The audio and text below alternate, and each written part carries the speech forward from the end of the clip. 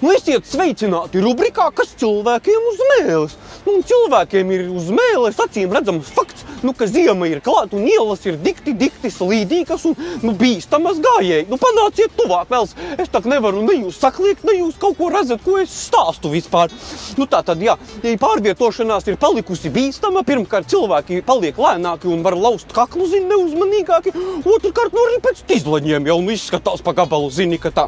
Rīgas pilsētas kungi, protams, dara lietas labāk, ko var, un ielas tiek pamatīgi sālītas, lai to ledu kausētu, kas, starp citu, sāls esot viens no lētākajiem ledus kausēšanas veidiem, ja, bet, acīm redzot, ar to nevienmēr pietiek, jo ne visur jau tu to sāli trāpīsi, tu jau nevari zināt, kur kāds pārgalvis to kāju nospers.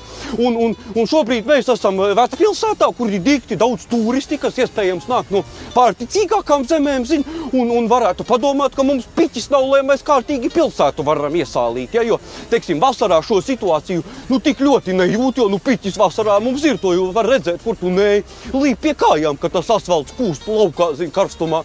Bet, ziemā ar to piķi mums acīm redzot ir tā kā ir, un tāpēc mans ierosinājums, lai ielas padarītu drošākas, ir kaisīt ielas nevis ar sāli, bet ar reālu piķi.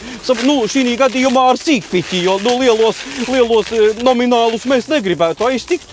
Ja, un tūliņ mēs arī nodemonstrēsim, kā tas vispār darbojas. Es novilkšu tūreņi. Kaut kur saķēries, bļāviens.